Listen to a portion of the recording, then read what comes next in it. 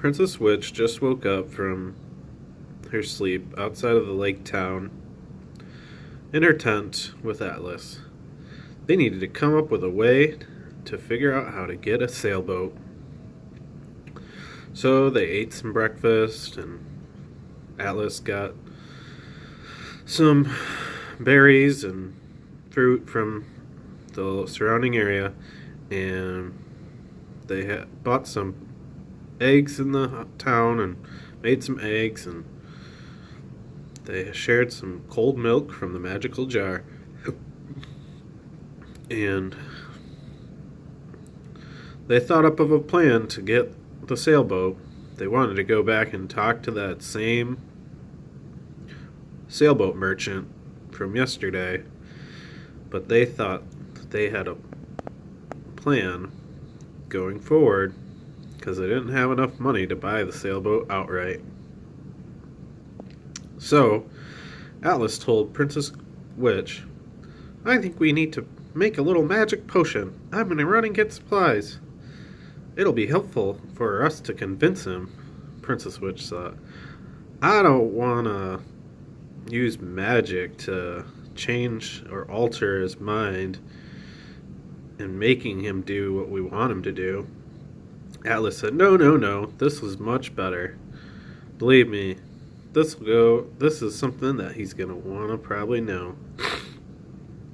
So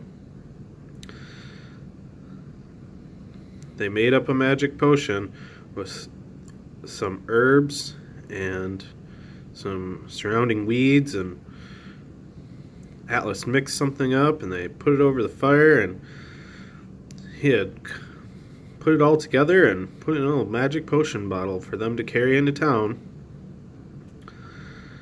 And Princess Witch didn't have much experience making potions, so she figured Atlas knew what he was up to. And they went into town and they went to the sailboat merchant. They knocked on his door. "Sailboat merchant, we need to talk to you." So he opened the door and let them in. And, "Oh, you're the same folks from the restaurant last night. Well, I'm not changing on the price. These are some of the best sailboats in all of the land. And if you're traveling far and wide, you're going to need something of this quality. And I'm going to need my money." Princess Witch kind of gave Atlas a look. And he pulled her to the side and said, "Princess, grab his arm. And make sure I'm holding your arm while you're touching his arm." Princess Witch didn't know what Atlas was up to, but she agreed. So she ran up to the sailboat merchant, grabbed his arm, and said, "Please, mister, please, will you drop the price just a little bit? I'm just a measly old Princess Witch, and I'm just here, and I need to go on a quest to get this key for my adventure, please." Just then, a little electric jolt seemed to go through the merchant's arm, and he stepped back for a moment and said, "What did you do to me? I still will not try to drop the price. I'm a hard-working man. I have a family to support, a wife and some children. And so these times are tough, and I need every little bit I can get. I can't sell you a sailboat for cheaper. I'm sorry." So Atlas finally spoke up. "Mr. Merchant, sometimes money isn't the only way to buy things." "Oh, what would a little red panda know about any of this?" thought the merchant. And Princess Witch kind of was thinking the same thing. But Atlas said, "I know what will happen in your near future. Unfortunately, your wife is going to get sick soon. In the next month, she will have a terrible disease that will take her life. I have foreseen it in the future." "Ha ha ha. Yes, your cheap tricks won't work on me. I'm a sailboat merchant. I deal with people every day. I know you're just pulling my leg and trying to get me to drop the price. And Atlas said, "No, I saw it in your future." "Oh yeah? Well, how do I know that's true?" And Atlas said, "Well, I know when you were 12 years old, you also got sick, and it was help from a traveling magician witch like ourselves that helped you and got you better." "What? No one knows that story. Anyone that was alive when I was that young, anyone alive at that time is now past. There's no one that knows that story. I don't like that story. It's embarrassing to me. I'm a man of full health, with full strength." "How did you know that?" Atlas said, "Well, I looked into the time and space continuum, and I saw it, just like I saw that your wife will get sick soon." The merchant started to think that this might be a little more serious than he thought originally. He said, "I still think you might have just learned that. Tell me something right now that might happen." "Well, there's going to be a guy coming through that door with brown hair and a black cloak in 5, 4, 3, 2, 1. The door knocked, and a man with brown hair and a black cloak walked in. This even impressed Princess Witch. She didn't know that Atlas had such powers of future telling.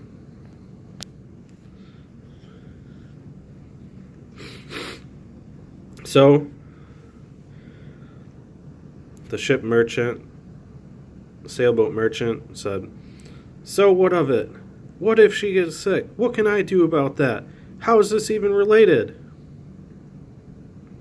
All of a sudden, Princess Witch remembered the potion that they made up. Atlas never really told her what the potion was going to be used for. And Atlas said to the merchant, "We have the magic potion that will heal your wife and prevent her from dying. And that way, you and your kids will have a long-lasting life together with your wife and their mom. And we can sell it to you, along with all the money we have, for one sailboat." The sea merchant was fairly convinced at this point, so he agreed, because it was still some money, and he told them that they seemed like good-hearted people, and that they could tell that they were just trying to get through this world like him. So he sold them the sailboat, and Princess Witch and Atlas hopped on the sailboat, checked it out, learned how to command the ship, and they thanked the merchant, and they gathered some supplies for a long trip ahead, and they took off on the open sea. Before they left, the sea merchant said, "This sea is endless. No one that I know has ever gotten to any other place out there. Mostly I sell these boats to those who want to go fishing and for local trade along the waters. Never have I sold one of these sailboats to an explorer out on a mission. Good luck, and if you get too far, there are sea monsters out there, so you have to be careful." So Princess Witch and Atlas hopped on the boat and took off. It was a nice sunny day, and they were sailing and sailing. Princess Witch found out that she had a lot to learn about sailing. Atlas helped her along the way, and they sailed for days and days and days and days. Finally, they were way farther out than any of them had ever been, and Princess Witch was starting to get lonely. So she used her magic potion and called her mom and dad, the king and queen witch. Mom, Dad, are you there? King and queen witch appeared before her. Yes, honey, we're here. Queen witch said, it's been like many days since I've been home. I'm so homesick and lonely. But I did make some new friends along the way. King witch said, is that a sailboat you're on, honey? She said, yeah, Dad, this is where my quest has taken me. I'm out on the open seas now. Oh, Queen Witch said. You must be heading to the other lands. Princess Witch said, what, the other lands? I thought we were the only ones in this world. In which kingdom? Oh, no, honey. There's another land across the sea. But very few have ever made it across, and even fewer have ever come back. Princess Witch thought this was a little scary. So she introduced her parents to Atlas, the red panda. She said, hi. Hey there, this is my new friend and companion, Atlas. He's a magical red panda. He's been very helpful so far. King and Queen Witch said, hi, nice to meet you. We're glad you're there to help take care of our daughter. Please keep her safe and teach her lots so she can be the most powerful witch in all the land. So Atlas said, okay, no problem. I think I'm already helping out. I hope at least.